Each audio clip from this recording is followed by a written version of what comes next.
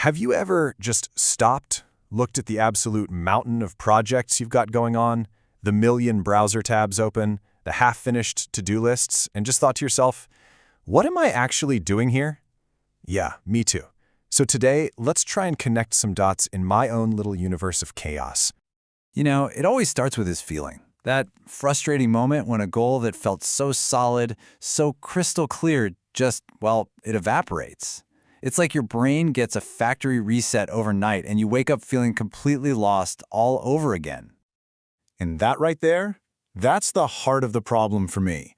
Because when that clarity disappears, the path forward just vanishes. It makes finishing any big, long-term project feel like you're trying to navigate a thick fog with no map and no compass. And that's really the challenge we're going to unpack. Okay, so to really get a sense of how thick this fog can be, I've got to lay all the pieces out on the table. Let's take a look at this constellation of projects I'm juggling right now. And fair warning, it's a lot. All right, let's just rip the Band-Aid off. We've got 2 different YouTube channels. We have blog series on ADHD, neuroscience, and music theory. 2 separate online degrees happening at the same time. Then there's data entry, coding projects, making video tutorials, trying to learn digital art, building a portfolio for a client, deep dives into history and philosophy. Oh, and on top of it all, this meta project of building a second brain to somehow contain all this madness.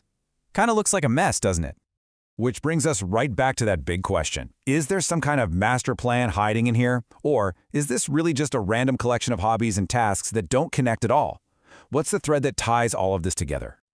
Well, it turns out there actually is an engine. There is one single process that's powering this whole chaotic system, and it really all boils down to one simple thing.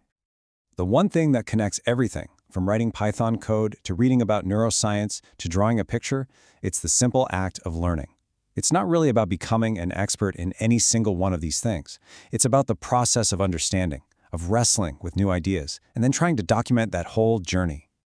And this quote, this pretty much nails it. I've decided to just lean into the chaos. Learning everything isn't just a catchy name for a channel. It's about reframing what looks like a total lack of focus into a deliberate lifestyle choice. It's about just embracing that curiosity wherever it decides to drag me next.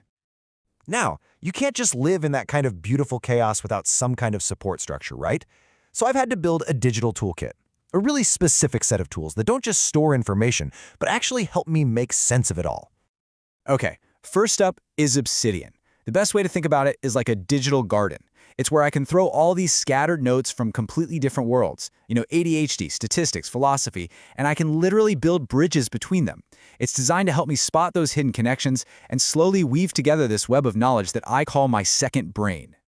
Next is Notebook LM. This is basically my AI research assistant. I can just dump all of my messy, jumbled, half-formed notes into it, and it helps me synthesize them. It's amazing at spotting patterns that I would have totally missed, and it can spit out summaries, turning this huge pile of raw data into something I can actually work with. And the last piece of the puzzle is Git. Honestly, this is my safety net. It's a version control system, don't worry about the term, that just automatically saves a complete history of my entire second brain. Every little change, every new idea, every deletion, it's all tracked. It means nothing is ever really gone, which gives me this incredible freedom to just write and experiment without being afraid of messing everything up. And here's the crucial part. These aren't just fancy productivity apps. When you put them all together, they become a kind of self-directed system for my own mental health and learning. It's my way of managing the overwhelm, of finding some clarity in all that noise, and honestly, of just tracking my own thought patterns over time.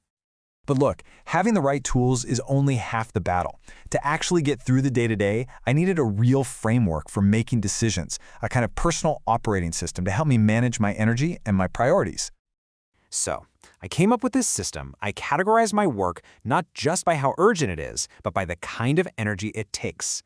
So fires are those urgent, deadline-driven tasks that have to be put out now. Icebergs are those huge long-term projects that you can only chip away at a little bit at a time. Volcanoes are those essential self-care things, like, finally fixing my sleep schedule. And then there's slow burn. And this one is the most important of all. See, the slow burn tasks are all the things that actually nourish me long-term. The deep learning, the creative work, like studying neuroscience or practicing art. The problem is they're never urgent, so they are always the first things that get thrown overboard when a fire starts raging. This whole system is designed specifically to protect that time, to build a firewall around my deep work so it doesn't get squeezed out. Okay, so we have the chaotic projects, we have the learning engine that drives them, the digital tools to manage the information, and the survival system to manage my energy. Now, let's connect all of these stars and finally reveal the full picture, the ultimate why behind this entire crazy structure. At the absolute core of everything is this one simple fact about how my brain works. And it's really common for people with ADHD. My motivation is completely spark-driven. When a new idea is exciting and alive, I have endless energy. I can work for days. But the second that spark fades, that project feels totally and completely dead. And making progress feels almost physically impossible. So this is the real struggle, the internal tug of war. On one hand, I'm trying to figure out how to keep that motivational fire alive for these big, long-term projects. And on the other hand, I'm trying to learn how to keep chopping wood even after the fire has gone out. The entire system, all the tools, all the frameworks, it's all designed to fight this battle on both fronts. And here it is. This is how it all connects. The tools, Obsidian, Notebook LM, they're there to capture the sparks, to record the excitement, the vision, the ideas in vivid detail before they die, so I can come back to them. The system, the fire and icebergs, that's the mechanical structure that helps me work even when I feel absolutely no spark at all. The public stuff, the blog and YouTube, that creates accountability. It makes the journey real. And the whole thing, this entire process, is basically one giant experiment in studying my own ADHD and trying to build a life that actually works with my brain instead of constantly fighting against it. So where is all this heading? Well, the ultimate goal is to take this deeply personal, sometimes messy process of learning and self-management and turn it into something sustainable. It's about trying to forge a path to creative and financial independence, not by hiding all this chaos, but by actually sharing the journey. So, I want to leave you with this question. We all have our own scattered stars, right? Our passions, our random projects, our struggles. Instead of just seeing it all as a disorganized mess, maybe it's worth asking yourself, what beautiful constellation are you building from your own chaos?